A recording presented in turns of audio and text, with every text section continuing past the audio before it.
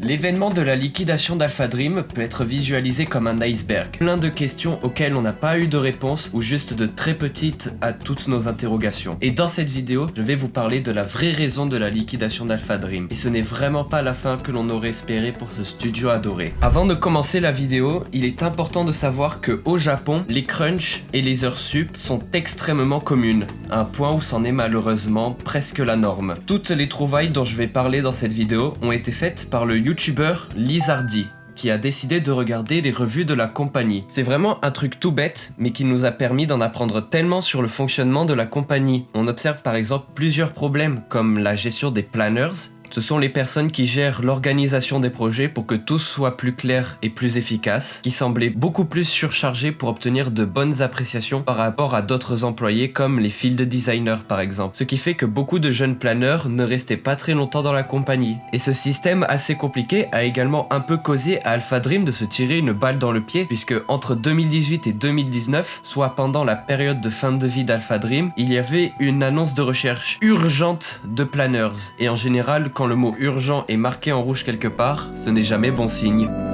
On apprend également qu'ils utilisaient un système assez particulier pour embaucher leurs employés, basé sur de l'évaluation. Pour la grande partie des employés, sauf les programmeurs, ils n'étaient pas complètement embauchés. C'était un contrat pendant environ 3 ans avec un critère d'évaluation. Et si elles étaient suffisamment positives, tu pouvais rester indéfiniment. Et comme on a pu voir avec les planners, c'était beaucoup plus strict avec eux. Sur la même revue, on apprend également à quel point leur système de développement était dépassé comparé à d'autres entreprises, ce qui augmentait par conséquent la charge de travail des plus jeunes développeurs avec moins d'expérience. Il fallait donc être très compétent et sûr de soi pour aller travailler là-bas. On peut voir globalement que beaucoup de revues qui parlent de problèmes de crunch ou de conditions de travail difficiles se situent aux alentours du développement de Dream Team, ce qui fait sens. Passer de la DS à la 3DS, même si les consoles sont sensiblement les mêmes, elles ne marchent pas du tout pareil. La 3DS, c'est de la vraie 3D.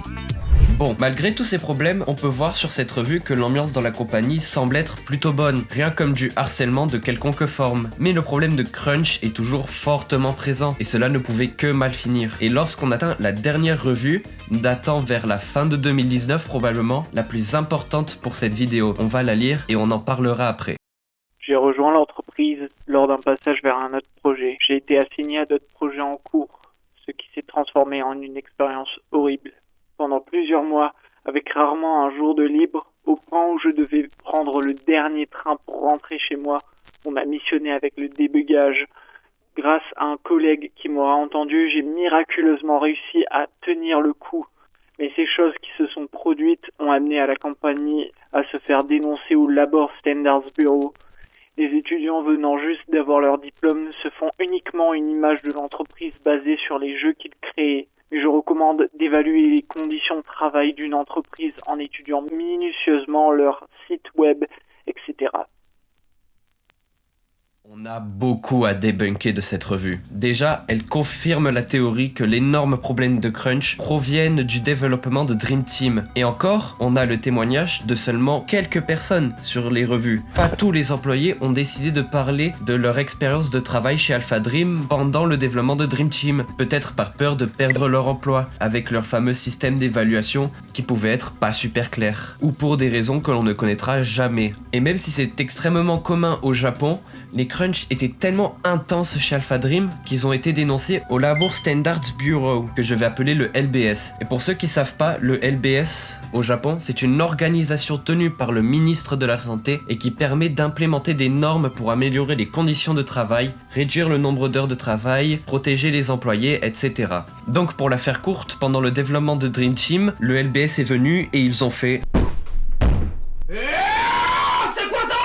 Et on peut voir dans une revue plus récente, sûrement faite par la même personne, que les audits sont devenus beaucoup plus stricts, rendant les conditions de travail plus simples. Mais qu'est-ce que l'on doit retenir de cette visite du LBS ? Eh bien, elle pourrait nous aider à répondre à cette interrogation. Avant le flop du remake de Voyage au centre de Bowser, comment ils ont accumulé une dette aussi massive ? Parce que cette donnée que l'on connaît tous, les 465 millions de yens, elle date d'un peu avant ou après l'annonce du remake. Alors même si on sait tous aussi que Paper Jam et le remake de Superstar Saga n'étaient pas des succès immenses, leurs ventes n'étaient quand même pas catastrophiques, surtout pour la courte période de temps. La théorie que l'on peut émettre, même si je ne suis pas un expert en droit, surtout quand c'est un pays avec des fonctionnements complètement différents, c'est que le LBS a collé une amende à Alpha Dream. Et le reste de l'histoire, c'est celle que l'on connaît. Alors c'est une assez grosse accusation, surtout quand l'on n'est pas super sûr. Par exemple, la revue peut être mensongère, même si je trouve qu'une revue aussi détaillée n'a pas raison d'être mensongère. Mais si on remet toutes les pièces du puzzle à l'endroit, le fait que aux alentours de la période de cette revue, d'autres revues parlant de crunch et de problèmes similaires sont bel et bien là, que après Dream Team et la soi-disant visite du LBS, les conditions de travail se sont magiquement bien améliorées, cela ne fait aucun doute pour moi que Alpha Dream a pris cette sanction méritée de la part du LBS en vue du traitement immoral de leurs employés.